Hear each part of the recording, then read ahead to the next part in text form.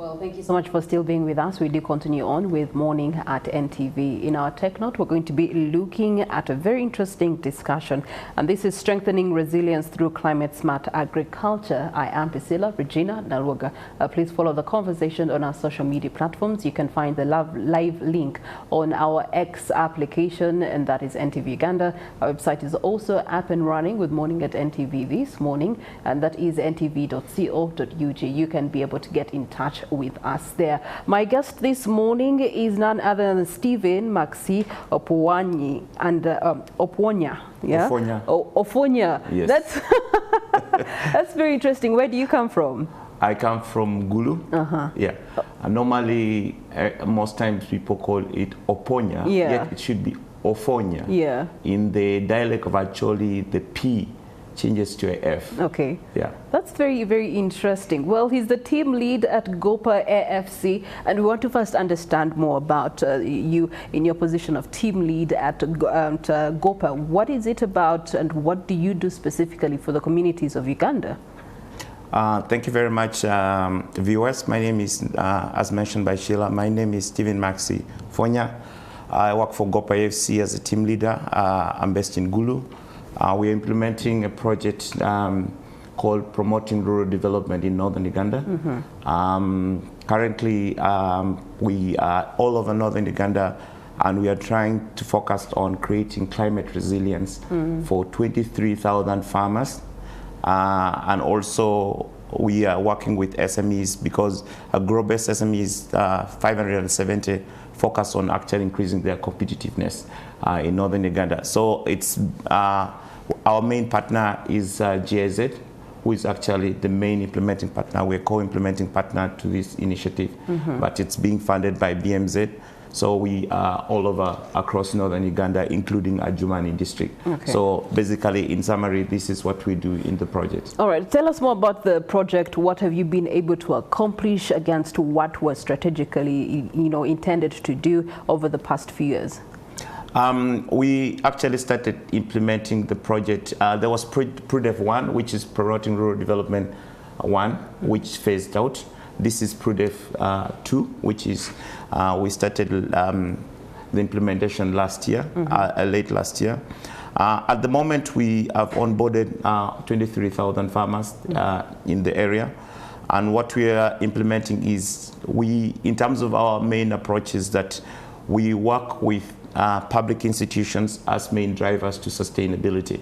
So we are doing what is called the farm enterprise trainers model, whereby we have recruited 57 of them who are integrated in the cooperatives that we work with. So we have the cooperatives, over 200 cooperatives that we work with across Northern Uganda. So the model is that our approach is that sustainability, it's driven by both public and private sector. So what we look at in terms of, we capacitate the public institution like the agriculture extension workers who work with the farm enterprise trainers. Farm enterprise trainer cascade trainings down to smallholder farmers. So it's a ratio of 1 farm enterprise trainer to 4 groups. So we are bridging not only in terms of actually other things, but extension gap. If you know, the ratio of an extension worker to a farmer is 1 to 1,500 in Uganda. 1 extension worker has to reach 1,500. That is magical. You can't do that. You can't. So what we're trying to do is that we're bridging by integrating extension systems within cooperatives, and we believe this is a game changer. Every time I wrote one of my articles is that, why do government recognize VHTs? But why can we not recognize community-based agriculture extension worker as a part of a structure that actually work around that? We've seen this initiative coming out, but we need to push it a little bit stronger. And this is what we're doing at the moment. We are establishing a number of demos on climate smart agriculture practices in the area. And the second component that we're working, currently we have onboarded 187 SMEs across Northern Uganda. Our game changer is that we are offering business development support. If you get to know, is that most of the business development support is paid for. If you want somebody to help you put an accounting system, maybe you get your product online, maybe you get customer relationship management. So currently we roll out trainings on these kinds of topics. And we are having what we call the business growth expert. The business growth experts are community, they are within the ecosystem within Northern Uganda. We have actually brought down the cost by giving them offering service to SMEs to demonstrate their potential to be paid. At the end, we are looking at these SMEs actually paying for it. I want to give one change story that one of the SMEs says that immediately she put our product for the first time online on social media. She was overwhelmed with actually the demand, including Kenyans ordering the product. She was doing a shea oil, shea product. So SMEs are critical players to actually sustaining agriculture. And so you can't work in agriculture sector, include strengthening the main drivers, which is SMEs plus the farmers. These two players have to actually work in a very close relationship. Okay, speaking of close relationships, now that leads us into partnerships, because you as an entity, of course, you do have implementing partners, but also as you're implementing these projects on ground, you have to partner with the communities, you have to partner with the local government. You've talked about the business experts, even the farmers themselves, and the model, the enterprise model that you're using, all these partnerships. How are these partnerships, how do you cement these partnerships, and how have they been very instrumental in ensuring that you get to achieve what the project is intended? What we do is, if you look at the public institutions, I like the word that you say, we are partners. I really try to move away from calling them beneficiaries. That's a mindset that actually people feel like, okay, you are a giver. They are not a player in the skin of the game. So what we're trying to say is, for the public institution, what we do is that they are the front line drivers to actually delivering activity, like the agriculture extension workers, Ministry of Agriculture. We engage with them on training on local seed businesses. We build their capacity, because sometimes they also lack the gap. So at the end, they are the mentors to the farm enterprise trainer. So implying that there's a relationship built back to the extension, to the government extension arm, which is the district production office. Even where the product lives, there's a high chance that actually there's this relationship are cemented. So for the SME space is that we actually look at what is called matchmaking. So what we do is we bring two players in the same house, which is sometimes the opportunities that people don't have. Is like, we say we like courting. You get a beautiful girl and you get a boy, and the thing is, this one is an admirer of that one, but the person is far away. So how do you bring this relationship? We stay in the middle as an honest broker. Say, you get the buyer in, you get the farmers in. Bring them on a round table, let's discuss. This is what I need, can you offer? And what prices? Then the farmers also ask. So these kinds of relationship building, we do what is called the business to business relationship meeting. So we feel this is a way we cement actually these kinds of stakeholders in terms of relationship building. So this is our main approach, is that we believe that when we're developing, implementing projects under PRUDEF, is that sustainability depends on how you make players within the ecosystem, rather than actually saying, okay, do this, because business people talk in equal tables. So this is what we do in terms of that. The farmers, the farmer organizations, which is the farmer groups, is that their institutions, if you know, everywhere in farmer cooperatives, it's membership, but the drivers to them to do is that how can they run their institution? They have to understand what it takes to have a governance systems, leadership, what roles do they need to play, how do you account to your members, how do you go, like for instance, annual general meeting, how do you facilitate it, because the system of governance is a more critical thing. So we capacitate them to run their institution in that way. So that's how we normally implement our approaches. Okay, all right. So let's stay to relationships. What relationships have you built with government, and which specific entities to help you actually achieve what you're intending to achieve on ground in districts like Adjumani, as you mentioned? And what have also been the opportunities you have realized, and the challenges also that have come with that? We did, I could say the main one that recently we were trying to work is the Ministry of Agriculture, focused on strengthening the local seed system.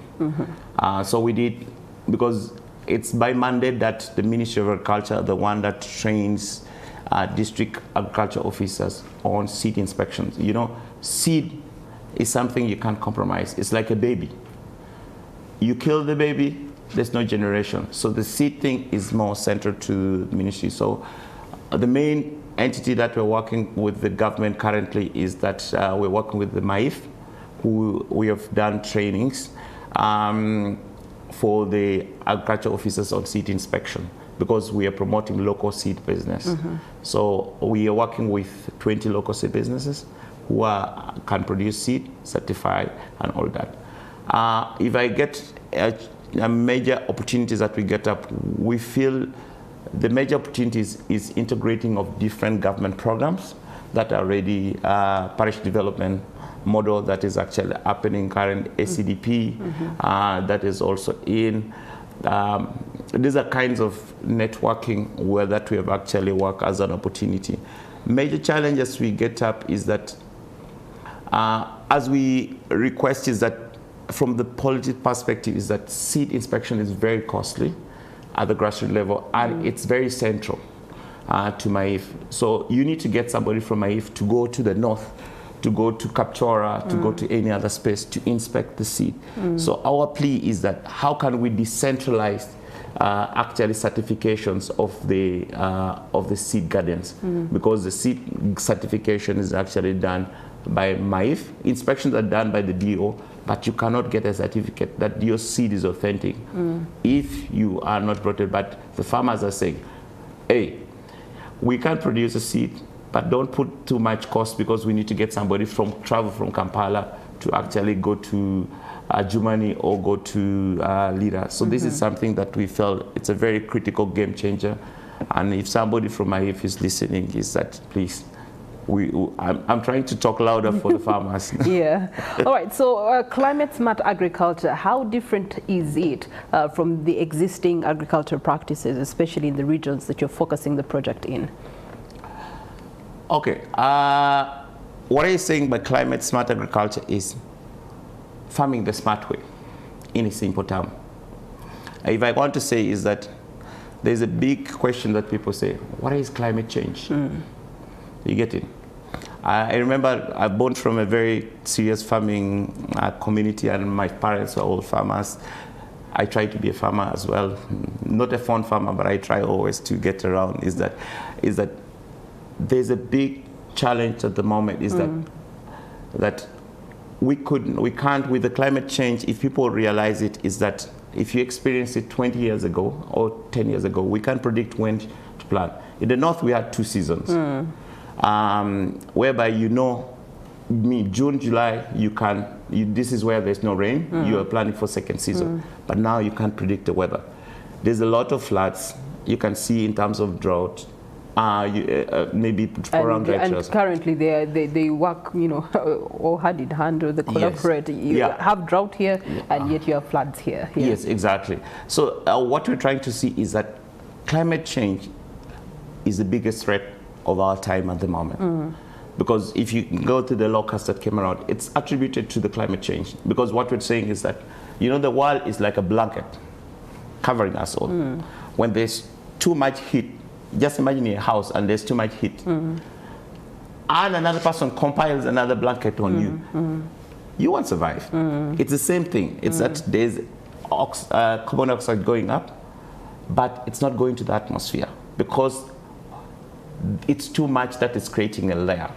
And then the effect is coming. Too much heat coming down, too much drought. I think Kampala experienced heat wave. Even during the time you didn't expect, people can't even stay the doors closed. You have to get to that. Windows, so doors, what we're trying to say is that it's already there, right? How can we farm the smart way? So what we're trying to say, climate smart agriculture is focused on possibly, if it is drought, can we do a quick maturing variety and this is what we are promoting under PRODEF. Can we do innovations? And I like people who are doing innovation space, like climate smart agriculture, climate smart jobs. They're trying to do that. How can we innovate to adapt to the effect?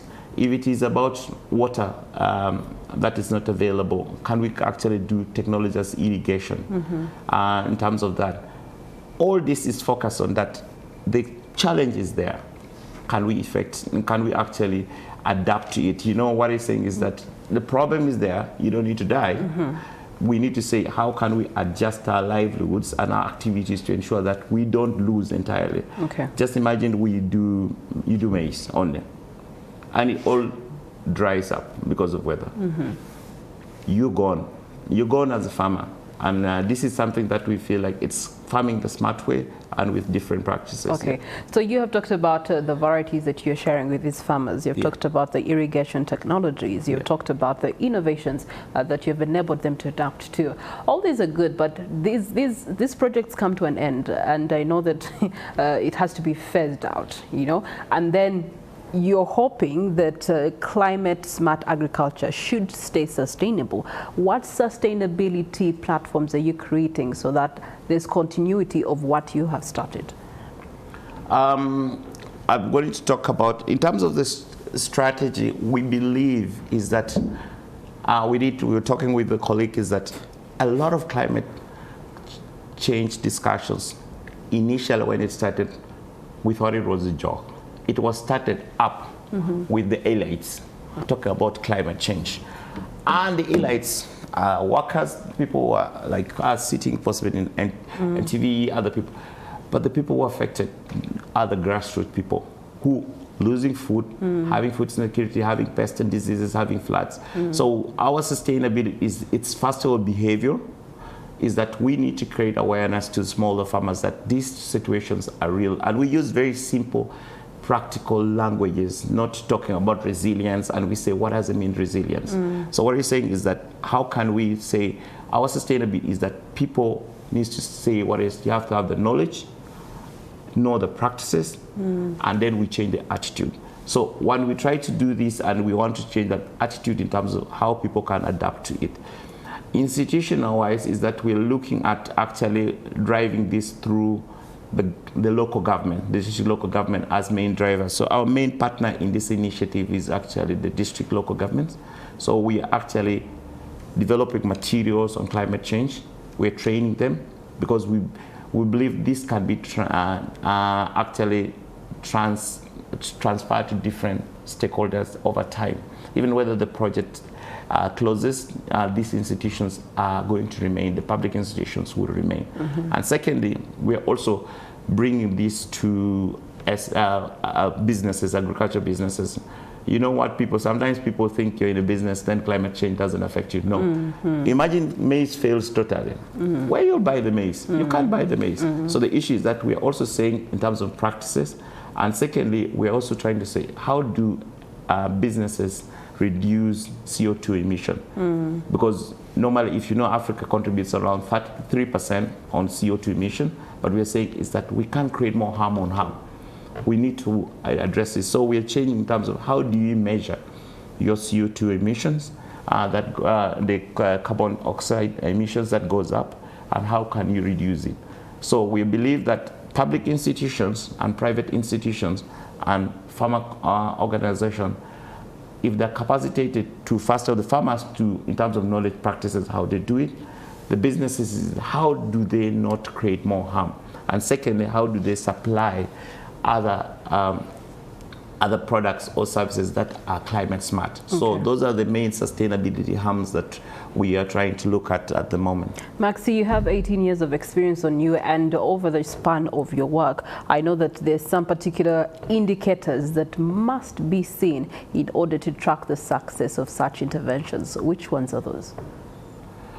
That's a very interesting question. I think that one you caught me off guard, but I'm going to give you a big attempt, is that majorly I feel the biggest transformative thing that success indicator is that it's possibly looking at if a farmer or some, because I worked in the farming community, I believe the people that need the change is the farming community, is that if somebody possibly increases acreage in terms of production and somebody comes out with more income, those are indicators that they say, okay, I've moved from an annual income of 500,000 to maybe 1 million shillings. You feel it's a change. And also I want to see evidence-based, like when you visit somebody and you see somebody that moved from a grass thatched house and today he has put iron sheets on the roof, then you say, okay, I've not been actually laboring for many years, but this is something that I've seen this over years. I've worked, like you said, 18 years. 15 years ago, there are farmers that have worked 15 years ago still coal because of possibly the impact that we actually created. So I remember doing a chili project, and there's a farmer who constructed a house and calls the house chili. It was kind of an amazing initiative. So those are kinds of change stories that I feel like in terms of that. And then lastly is that how can services, more services, farmers actually demonstrated that more services are coming down at the grassroots level. Okay. Imagine like if you come to Kampala, somebody is in Mukono, they don't have inputs and all that. Now we see input dealers establishing maybe in Agago, in Lira, in other places, in Dokolo. So we see that these are results like crowding in of more players. Okay. So we feel that this is the kinds of success indicators that I feel it's paramount. All right, Maxi, as we close this conversation, I know that with what you have seen and experienced on ground, there must be call to action to central government through maybe policies and funding, call to action to the local government that you're partnering with, private sector and the farming community by and large. Yeah, from my end is that we're very good as Uganda to develop policies and strategies. I don't think we can do much if other neighboring countries get our strategy and implement it perfectly. I don't think we need to drive into more paperwork. We drive into more actions. For me, it should be a very collective efforts, and I also call the media, is that you guys are very good at outreach, and so we're saying cause of actions from the private sector is that let's communicate broadly on these challenges from the media perspective. From the government perspective is that we are looking at holding people accountable for their actions in terms of these. It's about, if you develop the strategies, how do we hold people accountable for actions at the district levels, at the city levels? How do we hold people accountable? And doing, like, for instance, I like the barazas of, if we could say we're actioning on this, how do we get the barazas of climate change? And then from the development organization perspective is that let's try to be deliberate on channeling funds towards that. We know there's a lot of funds that have been provided in this, that climate change is something that it's coming known, and we feel like we need to innovate more. And let's say, how can we innovate more in terms of actually technologies that can help